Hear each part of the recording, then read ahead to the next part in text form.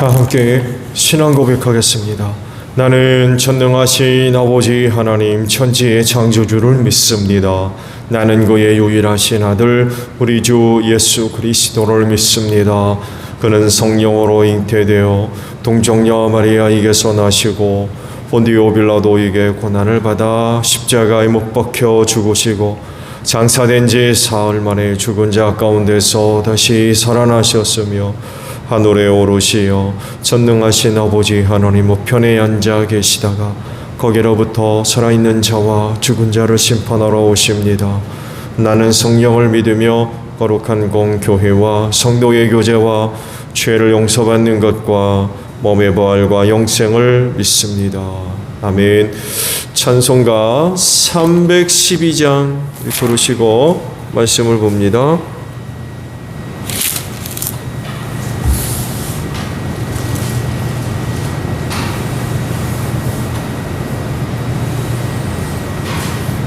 (312장입니다)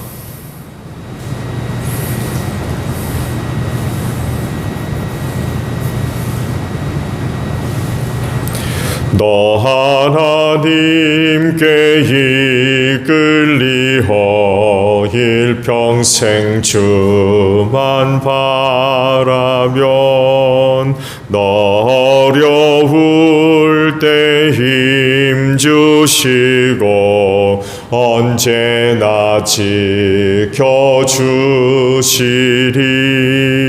주 크신 사랑 믿는 자 그 반석 위에 서리라.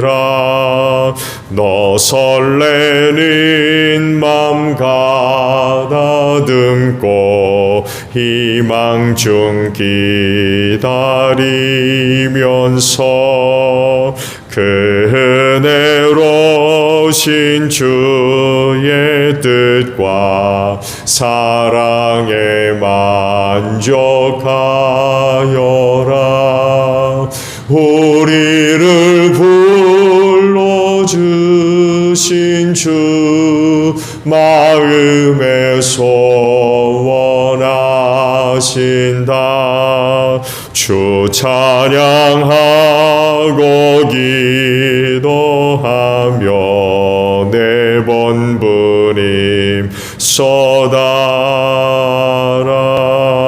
주 약속하신 모든 해 내게서 이루어지리라. 참되고 귀지 않은 자 그께서 기억하시리. 아멘. 말씀을 봅니다. 누가복음 9장 51절에서 마지막 절까지 보겠습니다. 누가복음 9장 51절로 마지막 절이에요. 예수께서 하늘에 올라가실 날이 다 되었다. 그래서 예수께서는 예루살렘에 가시기로 마음을 굳히시고 심부름꾼들을 앞서 보내셨다. 그들이 길을 떠나서 예수를 모실 준비를 하려고 사마리아 사람의 한 마을에 들어갔다. 그러나 그 마을 사람들은 예수가 예루살렘으로 가시는 도중이므로 예수를 맞아들이지 않았다. 그래서 제자인 야고보와 요한이 이것을 보고 말하였다. 주님, 하늘에서 불이 내려와 그들을 태워버리라고 우리가 명령하면 어떻겠습니까? 예수께서 돌아서서 그들을 꾸짖으셨다. 그리고 그들은 다른 마을로 갔다. 그들이 길을 가고 있는데 어떤 사람이 예수께 말하였다. 나는 선생님이 가시는 곳이면 어디든지 따라가겠습니다. 예수께서 그에게 말씀하셨다. 여우도 굴이 있고 하늘을 나는 새도 보금자리가 있으나 인자는 머리 둘 곳이 없다. 또 예수께서 다른 사람에게 나를 따라오너라 하고 말씀하셨다. 그러나 그 사람이 말하였다. 주님, 내가 먼저 가서 아버지의 장례를 치르도록 허락하여 주십시오. 그러나 예수께서는 그에게 말씀하셨다. 죽은 사람들을 장사하는 일은 죽은 사람들에게 맡겨두고 너는 가서 하나님 나라를 전파하여라. 또 다른 사람이 말하였다. 주님, 내가 주님을 따라가겠습니다. 그러나 먼저 집안 식구들에게 작별 인사를 하게 해주십시오. 예수께서는 그에게 말씀하셨다. 누구든지 손에 쟁기를 잡고 뒤를 돌아다보는 사람은 하나님 나라에 합당하지 않다. 아멘. 오늘 아침은요 52절에 있는 말씀을 보려고 합니다. 52절 상반절의 말씀에 심부름꾼들을 앞서 보내셨다라는 구절의 말씀입니다. 가장 가치 있는 삶은 뭐라고 얘기하겠습니까? 무엇이 삶을 또한 가치 있게 만들어 준다고 생각하시나요? 그건 삶에 초점을 맞추고 사는 것입니다. 즉 하나님의 뜻을 알아서 그 삶을 그 뜻에 맞추는, 순종하며 사는 것이 되겠죠. 이렇게 산 사람이 성경에 많이 있는데 그 중에 가장 대표적인 분이 바로 예수님이십니다. 예수님은요 자기 인식, 즉 자기가 누구인지 깨달은 이후로 한 번도 삶의 방향을 잃어버린 적이 없어요. 다른 일에 또 집착하는 일도 없었고요. 그분은 처음부터 무엇을 해야 할지에 대한 분명한 대답을 갖고 계셨던 분이십니다. 그리고 그것을 성취하기 위해서 자기 삶을 이끌어 가셨어요. 도움이 되는 일이라고 하면 당연히 적극적으로 그 일을 감당해 나가셨고, 방해가 되는 일이라고 하면 적극적으로 거부하셨으며 피하셨어요. 때로는 맞서기도 하셨습니다. 그게 문제라고 하면 해결하려고 하셨고요. 이런 모습을 다른 복음서보다도 가장 잘 기록에 남긴 것이 누가복음입니다. 그래서 혹자는 누가복음을 가리켜서 예루살렘 지향성의 책이다 이렇게 이름을 붙여놓기도 했는데, 이와 같은 사실을 밝히고 있는 말씀이 바로 9장 51절에 나오는 말씀입니다. 이후로 누가는 예수님의 삶의 방향성을 예루살렘으로 정해놓습니다. 누가가 보니까 예수님이 그렇게 사셨다는 거예요. 예루살렘에 올라가시려고. 왜? 아시듯이 그곳에서 자기가 이루어야 할 일이 있었기 때문에 그래요. 십자가에서 죽으시는 거죠. 그래서 그분은 그렇게 예루살렘에 올라가시려고 하셨어요. 예수께서 하늘에 올라가실 날이 다 되었다. 그래서 예수께서는 예루살렘에 가시기로 마음을 굳히시고 라고 말씀을 하세요. 이렇게 이제 마음을 굳히시고 하신 일 하나가 있는데, 그것이 이제 오늘 주신 말씀이에요. 무슨 일을 하셨느냐? 심부름꾼들을 앞서 보내셨대요. 이들이 하는 일을 이해하기 위해서 도움이 되는 인물이 하나 있어요. 누구 계세요? 세례 요한입니다. 예수님보다 6개월 먼저 왔죠. 그래서 주님 오실 길을 예비하는, 그래서 세례 요한의 세례도 회개케 하는 세례, 예수 그리스도를 영접하게 하는, 그분의 필요성을 간절히 느끼게끔 하는 그런 세례였어요. 자기 사람 만들기 위한 세례가 아닙니다. 예수 사람 만들기 위한 세례였어요.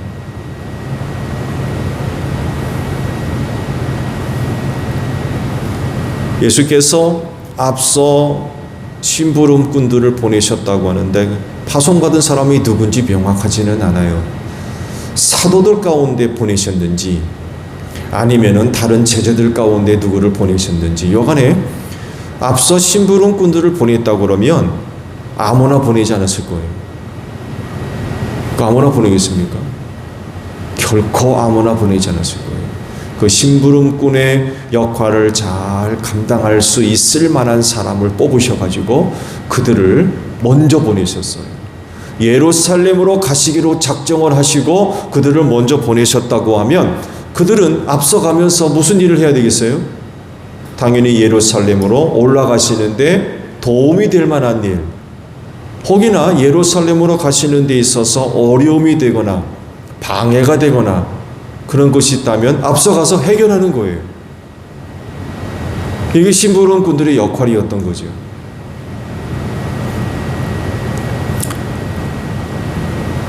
근데 심부름꾼으로 파송을 받아가지고 얼마나 먼저 갔는지 모르겠습니다만 해도 여하간에 그 일을 맡아서 감당하기 위해서 앞서 먼저 갔는데 가자마자 난관에 부딪혔어요.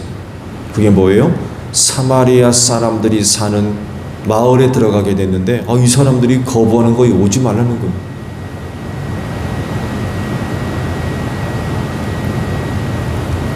아무래도 예수님에게서 들었을 거예요. 내가 이렇게 해서 예루살렘에 가겠다.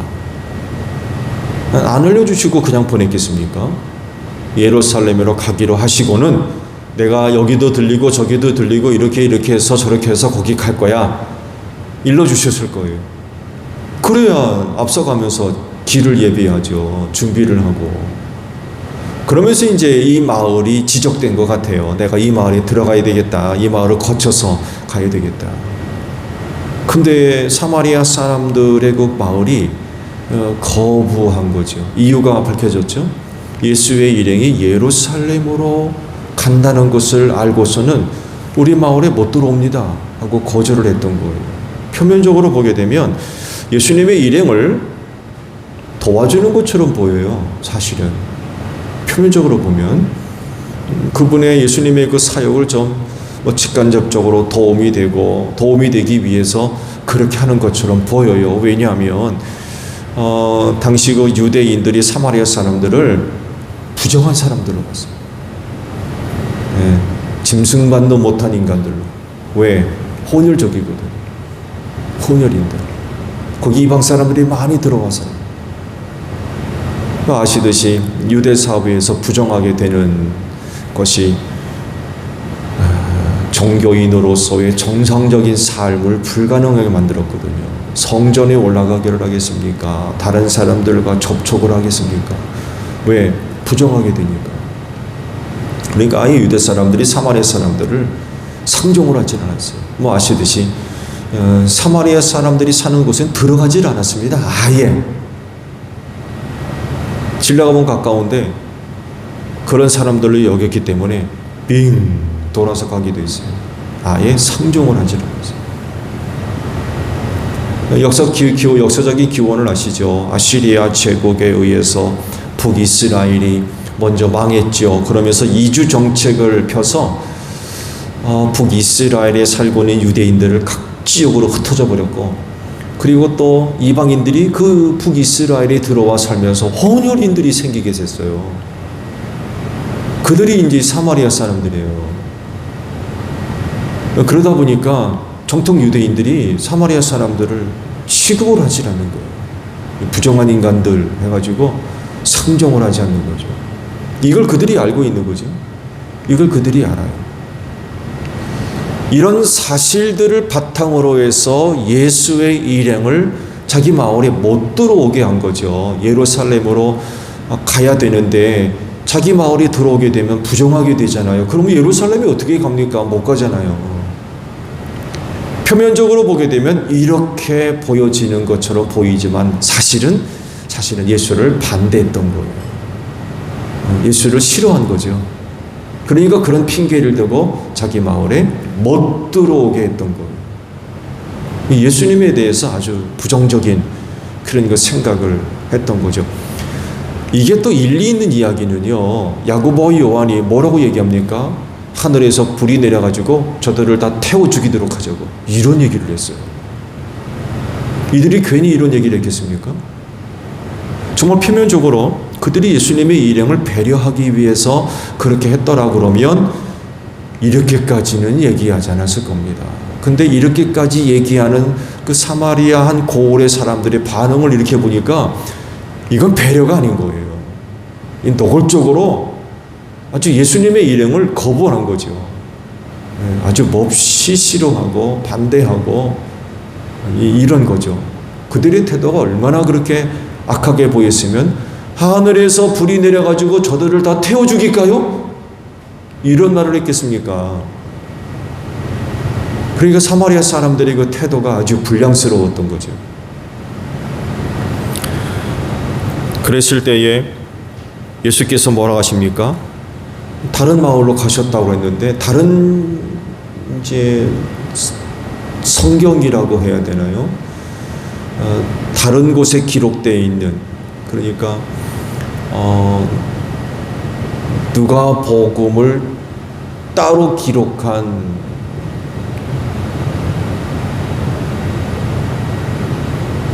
뭐라고 복사본이라고 해야 되나? 사본이라고 해요. 사본이라고, 다른 사본이라고 표현해요. 다른 사본.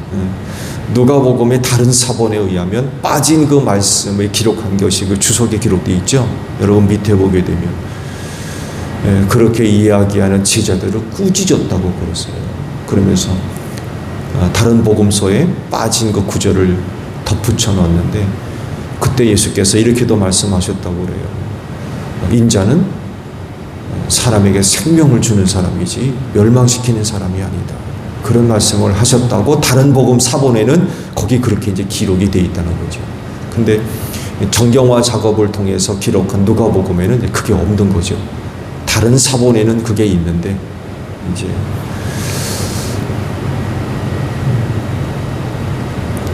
다른 사본에 기록된 말씀이 사실이라고 하면 틀린 말씀은 아니죠. 그래, 야, 니들 말대로 그렇게 하자. 이 고향 놈들이 있나? 그렇게 하셨겠어요? 다른 사본에 있는 말씀과도 같이 예수는 살리는 사람, 생명을 주는 사람. 제자들이 그렇게 얘기하면 안 되는 거죠. 그렇다고 하면 앞서 보냄받은 심부름꾼들은요, 이런 상황에 대해서 어떻게 해야 될까요? 예수님보다도 먼저 이제 파송을 받아가지고 가게 됐는데, 이 사마리아 사람들의 마을을 들어가 보니까 이런 상황인 거예요. 그러면 앞서 보낸 심부름꾼들로서 이런 상황에 부딪혔을 때에 과연 어떻게 해야 될까요? 두 제자는 하늘에서 불이 내려서 다 태워 죽입시다, 이렇게 얘기했거든요. 심부름꾼들이라면 이런 상황 가운데 어떻게 해야 될까요?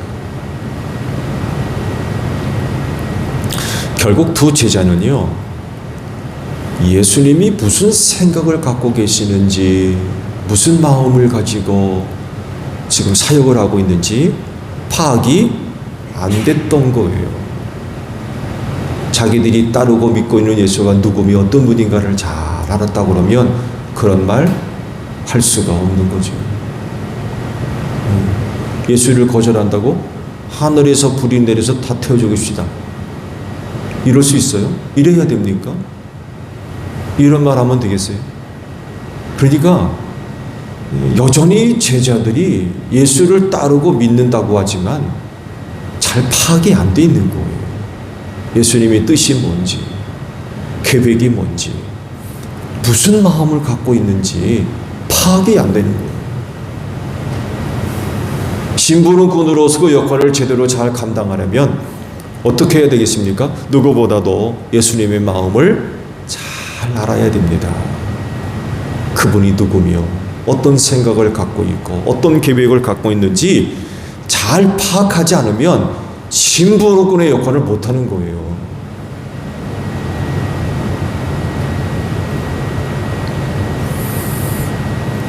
오늘날 세상 속으로 보냄받은 그리스도인들이 바로 심부름꾼인 줄로 믿습니다.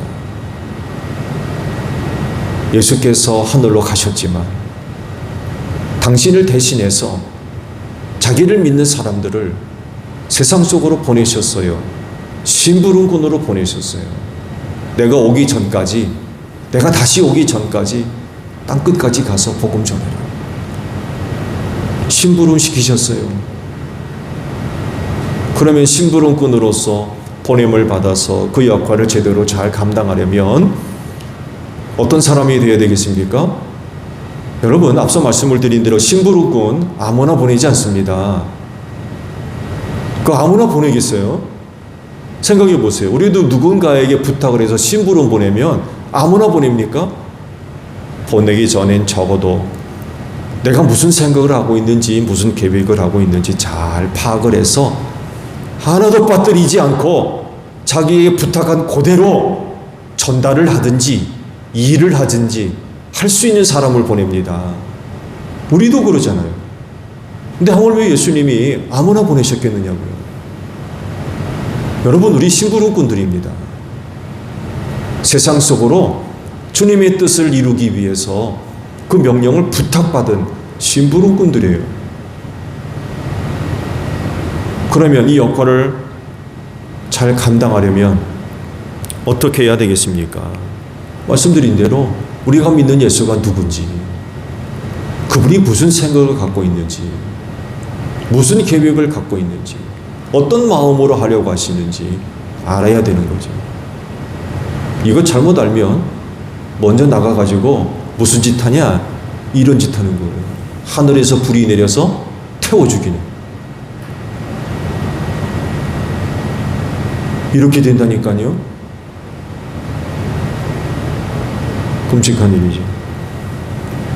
예수님은 사람들에게 영생을 주시고 구원을 주시며 하늘나라를 얻게 하시는 분인 줄로 믿습니다. 이 일을 결국 세상 속에 나아가서 이루어야 되는 것이 바로 심부름꾼들인데, 이 역할들을 잘 감당해 나갈 수 있는 여러분들이 되시기를 바랍니다. 오늘도 세상 속으로 주님이 또 보내세요. 심부름 보내시는 거죠.